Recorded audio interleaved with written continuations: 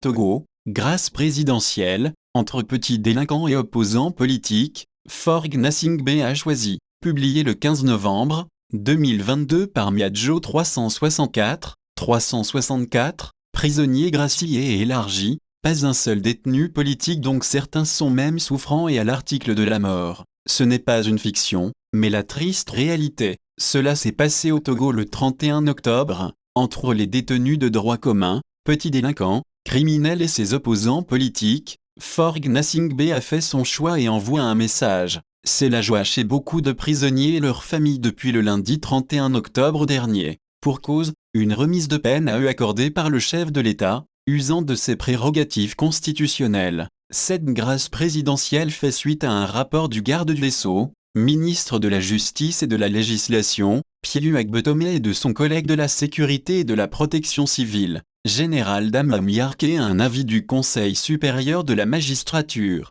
Il s'agit d'une remise de peine pour 364 prisonniers détenus dans 12 prisons du Togo, 6 de la prison civile de Dapaong, 17 à Mango, 1 à la prison de Kanté, 22 à Kara, 13 à Bassar, 28 pensionnaires de la prison civile de Sokodé, 42 à Atekpam, 38 à Palimé, 20 à Notsé, 28 à la prison de Vogan, 33 à Anéo et 114 à la prison civile de Lomé. Selon les informations, les bénéficiaires sont exclusivement des détenus de droit commun qui auraient déjà purgé une bonne partie de leur peine. Cette mesure aura le mérite de désengorger un tant soit peu les prisons du Togo et spécialement celle de Lomé réputée pour sa surpopulation et ses conditions indécentes d'incarcération. 65% des détenus,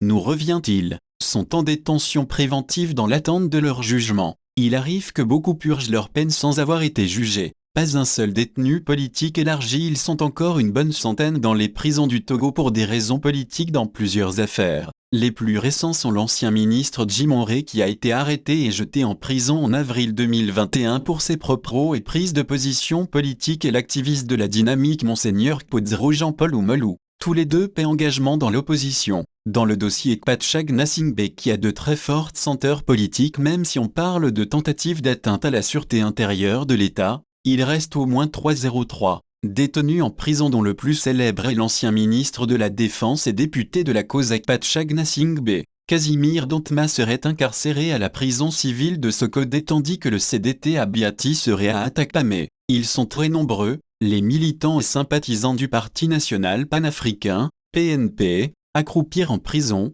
payant simplement le culot, sic, de leur patron Tikpiat Chadam qui, à travers des manifestations publiques massives en 2017, avait failli faire tomber le pouvoir en place. Certains dans l'affaire dite Tigre Révolution, d'autres dans de petits autres dossiers. Les militants de cette formation politique constituent en tout cas le plus gros lot des détenus politiques au Togo. Dieu sait que l'ancien Premier ministre Agbeyeme Kodjo compterait parmi les prisonniers politiques s'il n'avait pas pris ses jambes à son cou. Faure Gnassingbé n'a pas eu d'égard pour ces prisonniers politiques dans sa décision de grâce présidentielle. Préférence aux petits délinquants. Parmi les détenus politiques, beaucoup sont souffrants en prison et même guettés par la mort. On pense notamment à l'Irlando-Togolais Abdelaziz Goma arrêté le 21 décembre 2018. Il a perdu l'usage de ses jambes et son état de santé va s'alarmant. Il est souvent victime de crises nécessitant son hospitalisation. Les analyses et contre-analyses réalisées révèlent le danger qui le guette. Il a demandé à plusieurs reprises une grâce présidentielle pour une évacuation sanitaire afin d'être soigné.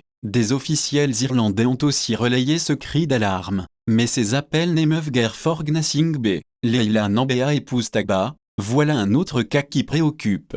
Mère de famille et allaitant un bébé de 7 mois, elle fut arrêtée le 18 décembre 2019 et jetée en prison sur fond d'accusation à dormir debout. En prison, souffrant d'hypertension, de difficultés respiratoires et de divers autres maux, sa situation est alarmante. Les appels se sont multipliés pour sa libération, en vain. Ils sont nombreux, les prisonniers politiques à être mal en point des suites de tortures et autres traitements inhumains et dégradants subis et nécessitant une libération pour se soigner. Preuve de leur état, certains libérés rendent l'âme à peine quelques jours après leur élargissement. Pachag Nassingbe a déjà purgé plus de la moitié de sa peine et mériterait une remise du reste. C'était 20 ans de réclusion criminelle qu'il avait été condamné lors du procès en septembre 2011, avec déchéance civique et confiscation de ses biens. Il aura déjà passé 13 ans en prison et il ne reste de 7 à purger. Les demandes de grâce ont foisonné. Des bonnes volontés ont mené des médiations pour convaincre Forg Nassingbe de libérer son frère de sang,